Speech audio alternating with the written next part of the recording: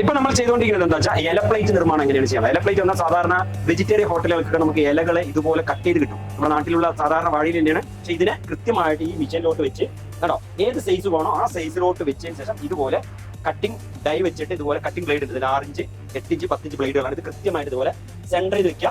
നമുക്ക് ആവശ്യമുള്ള സൈസിനനുസരിച്ചാണ് ഡൈസ് ചെയ്യുക. ഇത് സ്ക്വയറും റൗണ്ടും ഒക്കെ ഇപ്പോൾ വെച്ചിരിക്കുന്നത് 8 ഇഞ്ചാണ്. അപ്പൊ നമ്മൾ കൃത്യമായി എണ്ണം വെച്ചു 10 അല്ല 50 വരെ വെക്കാം. എന്നിട്ട് ഈ ലിവർ കൃത്യമായിട്ട് താഴേക്ക് അടിക്കുക. കട്ടായി നമുക്ക് നോക്കാം. കട്ടായി ഇത് അപ്പൊ തന്നെ സെക്കൻഡ് കൂടെ നമുക്ക് വെളിയിലോട്ട് എടുക്കാൻ പറ്റും. അപ്പൊ ഡൈ മേലെ കയറിയോ നമുക്ക് നോക്കാം. പ്രഷർ കറക്റ്റായി വെച്ചിട്ടുണ്ട്. ഇപ്പൊ കട്ടിങ് കൃത്യമായിട്ട് വന്നിട്ടുണ്ട്. ഇനി ഇതിനെ നമുക്കൊന്ന് എടുത്തു നോക്കാം. കട്ടായി ഇല്ലെന്ന് അറിയണ്ടേ? കൃത്യമായി വന്നിട്ടുണ്ട്. ശരി കേട്ടോ. അപ്പൊ ഇവിടെ കട്ട് ചെയ്ത ഇലകൾ റെഡിയാണ്. അതേ സമയം തന്നെ ഞാൻ പേപ്പറും കട്ട് ചെയ്തു. പേപ്പർ ഇതുപോലെ കട്ട് ചെയ്യാം കേട്ടോ. അപ്പൊ വാഴയില, മന്ദാരം, അതുപോലെ തേക്കിന്റെ ഇല എല്ലാം ഇതുപോലെ നമുക്ക് പ്ലേറ്റ് ആക്കി മാറ്റാൻ ഈ ഒരു വിഷയം മതി. ഇതിന് ചെയ്ത് കട്ട് ചെയ്യാനാണ്. സ്ക്വയറോ റൗണ്ടോ 6 ഇഞ്ചോ 10 ഇഞ്ചോ ഇതുപോലെ.